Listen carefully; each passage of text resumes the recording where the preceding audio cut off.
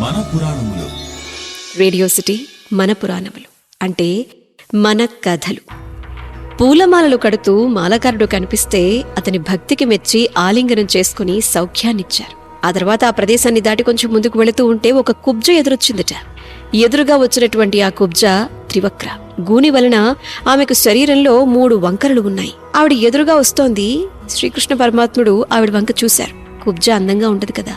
ఆవిడ కృష్ణుని వంక చూసి, అయ్యా, నన్ను కుబ్జా అంటారు. ఊళ్ళో వాళ్ళందరూ త్రివక్రని కూడా పిలుస్తూ ఉంటారు. నీవు చూస్తే చాలా అందంగా ఉన్నావు. నీకు దృష్టి తీతలా నీ ఎదురుగుండా నేను నిలబడ్డాను. నేను గంధపు చెక్కల నుంచి గంధం తీస్తూ ఉంటాను. పరిమళ ద్రవ్యాలన్నీ సిద్ధం చేస్తూ ఉంటాను. వాటిని కంస మహారాజుకి తీసుకువెళుతూ ఉంటాను. ఆయన వాటిని తన ఒంటికి రాసుకుంటాడు. అసలు అందం అంటే ఏమిటో ఇదిగో ఇవాళ నీలో కనిపిస్తోంది. నీవీ గంధాన్ని రాసుకుంటే ఈ గంధానికి అందం వస్తుంది. ఈశ్వర, కొద్దిగా ఈ గంధం రాసుకుంటావా అని అడిగిందట. కుబ్జ కొద్దిపాటి గంధాన్ని ఇచ్చినందుకు ఈశ్వరుడు ఆమెకు ఎవ్వరికీ దొరకనంత విచిత్రమైనటువంటి సౌఖ్యాన్నిచ్చారు. కుబ్జ పాదమును తన కుడి పాదముతో తొక్కి తన చేతి 2 వేళ్లను కుబ్జ గడ్డం కింద పెట్టి అలా పైకి ఎత్తేసరికి కుబ్జ ఒంటిలో ఉన్న 3 వంకరలు పోయాయట. ఆమె అందమైన సౌందర్య రాశి అయిపోయిందట. ఇళ్లు లేని వాళ్లను పూర్వం పాంధులు అనేవారు. అలాంటి వాళ్ళందరూ కూడా పూర్వం సైరంధ్రి ఇంట్లో ఉండేవారు. సైరంధ్రి పురుషులు అడగడమే తడువు. వారికి కావలసిన సౌఖ్యాన్ని ఇచ్చేస్తూ ఉంటుంది. కుబ్జ సౌందర్యరాశి అయిపోగానే, నేను సైరంధ్రిని, నాకు ఇంత సౌందర్యాన్ని ఇచ్చావు, నీవొక్కసారి మా ఇంటికి వచ్చి నేనిచ్చే ఆనందాన్ని అనుభవించు అని చెప్పి ఆయన మీదున్నటువంటి ఉత్తరీయాన్ని పట్టుకుని లాగిందట. శ్రీకృష్ణ పరమాత్ముడు, తప్పకుండా నేను మీ ఇంటికి వస్తాను, కానీ ఇప్పుడు కాదు, కంస సంహారం అయిపోయిన తరువాత వస్తాను అని అన్నారట. ఇది విచిత్రంగా తోస్తుంది.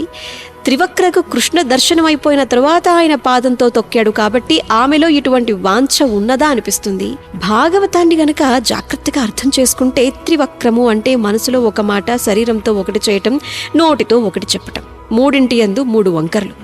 ఈ 3 వంకర్లు తీసివేయటమే కుబ్జతనాన్ని తీసివేయటం. అవి పోయి ఏకత్వం వచ్చేసిందంటే ఈశ్వర స్పర్శ కలిగిన వారు ఎప్పుడు కూడా ఈశ్వర సేవే కావాలి అని అడుగుతారు. త్రివక్రకు తన వంకర్లన్నీ పోగానే ఆవిడ ఈశ్వరుని యొక్క కైంకర్యం అడుగుతుంది.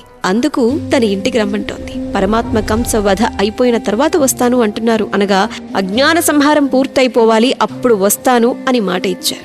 అంతే తప్ప ఆమె యందు వేరే దోషాన్ని పట్టకూడదు. మనం ఇక్కడ ఆయన ఒక చిత్రమైన మాట కూడా అన్నారు, నేను పాంధుడను అని. పాంధుడు అంటే ఇల్లు లేనివాడు. ఆత్మకిల్లేమిటి, అది అంతటా పరివ్యాప్తమై ఉంటుంది కాబట్టి అప్పుడప్పుడు అది ఇంట్లోకి వచ్చి ఉంటూ ఉంటుంది. అందుకని అది శరీరంలోకి వచ్చి వెళ్ళిపోతూ ఉంటుంది. ఈ మాటలు చెప్పి ఇంకా కొద్ది ముందుకు వెళ్లారనమాట శ్రీకృష్ణ పరమాత్ముడు, అదేవిధంగా బలరాముడు. ధనుర్యాగం జరిగే చోటది. ఆ యాగం జరిగే చోట ఒక పెద్ద ధనుస్సు నిలబడి ఉందన్నమాట. ఆ యాగం జరిగే చోట ఒక పెద్ద ధనుస్సు నిలబెట్టి ఉంది. కృష్ణ పరమాత్ముడు ఆ ధనుస్సును తీసుకుని సంధించేసరికి అది 2గా విరిగిపోయిందట. ఆ ధనుస్సు యొక్క 2 ముక్కలను బలరామకృష్ణులు చేత్తో పట్టుకుని అక్కడున్న కంసుని యొక్క సైన్యాన్ని అంతటిని కూడా సంహరించేశారట. అలా ముందుకు వెళుతూ ఉన్నారు. వాళ్ళిద్దరిని చూసి కంసుడి గుండెలు అదిరిపోయాయట.